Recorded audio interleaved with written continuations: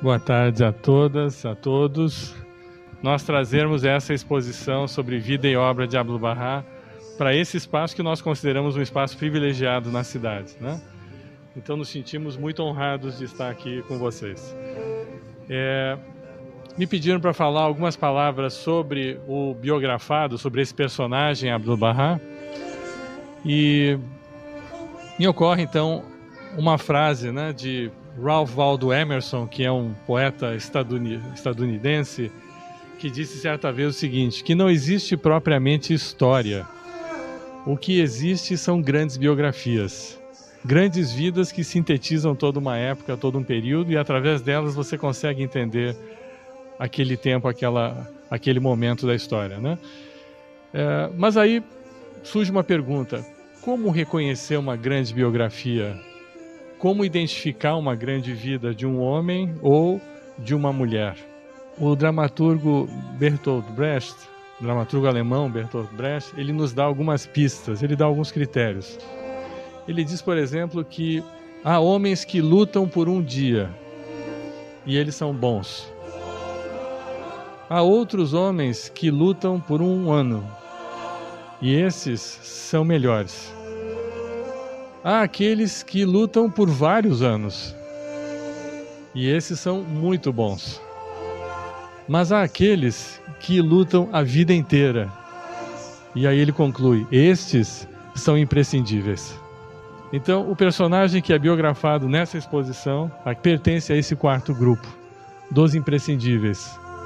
Quando nós formos conhecer a vida dele mais de perto, nós vamos ver que desde a primeira infância até os últimos dias da vida, ele esteve engajado, né, totalmente de corpo e alma, com uma grande causa, que eu vou falar um pouco mais agora. Abdu'l-Bahá é essa pessoa que nasceu na primeira metade do século XIX, na antiga Pérsia, atual Irã, num período e numa época que os historiadores e os estudiosos chamam de a Era das Revoluções. Uma época que começa no final do século XVIII e vai até o final do século XIX. O que acontece de relevante nessa época? Muitas coisas. Tantas revoluções e transformações que os impactos nós sentimos até hoje. Eu vou contar algumas delas para vocês. Por exemplo, a Revolução Civil Americana, 1776. A Revolução Francesa, de 1789. A Revolução Industrial, que começa na Inglaterra, na virada do século, a partir de 1800. Além disso, uma série de movimentos de independência de países de língua espanhola, como Uruguai, Paraguai, e o próprio Brasil, né, em 1822. A abolição da escravidão nos Estados Unidos em 1865 e depois em 1888 aqui no Brasil.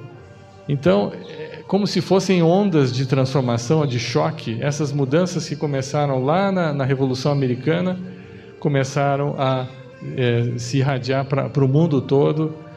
E então, o século XIX, de fato, é um ponto de inflexão na história humana, né?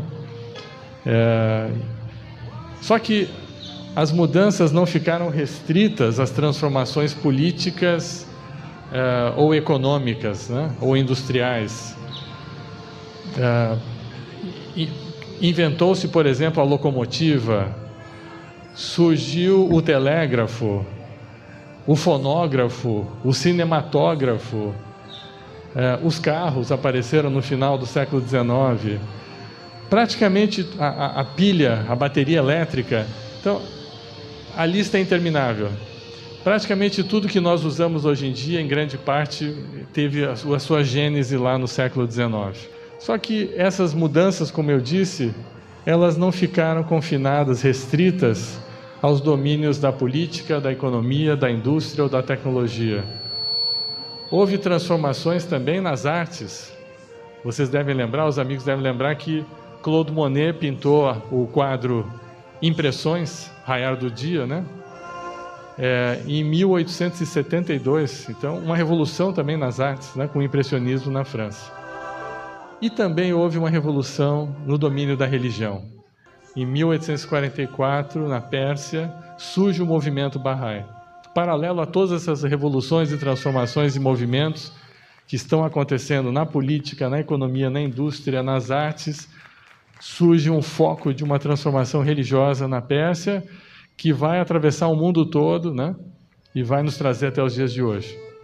Esse movimento surge com uma figura chamada Baha'u'lláh, que é uma figura profética, é um líder carismático e que começa a pregar uma série de ensinamentos que são considerados pelo governo do país Pérsia como subversivos. Eu vou só citar alguns deles, depois vocês podem ler com mais tempo. Por exemplo, uma das ideias deste Baha'u'lláh era que a humanidade e as sociedades humanas deveriam entender que existe um único Deus, e esse Deus é de todas as religiões, de todas as culturas, de todos os povos. Não faria sentido as nações do mundo estarem se digladiando para tentar provar uma verdade religiosa, dado que Deus é um só e é o mesmo para todos. Essa foi uma proposição que ele trouxe. Uma outra foi de que ciência e religião são os dois principais sistemas de conhecimento da sociedade e que deveriam se reconciliar, andar de mãos dadas, e não a sociedade ou o indivíduo ter que fazer opção entre a ciência ou a religião. Isso, na visão dele, não fazia sentido. Outro ensinamento é que deveria se eliminar os extremos de pobreza e riqueza. Principalmente na Ásia, onde surgiu esse movimento, havia miséria, pobreza e havia classes privilegiadas, né? E ele dizia, isso é uma coisa escandalosa, o ser humano tem que ter direito às condições básicas de vida, devemos eliminar os extremos de riqueza e pobreza. E, finalmente, a questão da mulher, ele dizia também que o homem e a mulher são como as asas de um pássaro, e a menos que essas duas asas batam com a mesma força, esse pássaro que é a humanidade nunca vai poder alçar o seu voo. Imaginem vocês isso sendo articulado, né, no século XIX. Cavalheiro, esse senhor Baha'u'lláh foi preso, seus bens foram confiscados, e quem era Abdu'l-Bahá? Era o filho dessa pessoa, deste grande homem que foi Baha'u'lláh. Ele tinha 9 anos quando o pai foi aprisionado, e o governo persa ficou muito preocupado com a disrupção que esse movimento poderia trazer para o establishment, né, daquela época, e resolvem deportá-lo, a ele, a família e os seguidores, os associados. E aí começa uma saga a partir de 1853, que só vai terminar em 1908, 55 anos depois. Vocês conseguem imaginar uma pessoa aprisionada, um preso político por 55 anos? Essa é a história de Abdu'l-Bahá.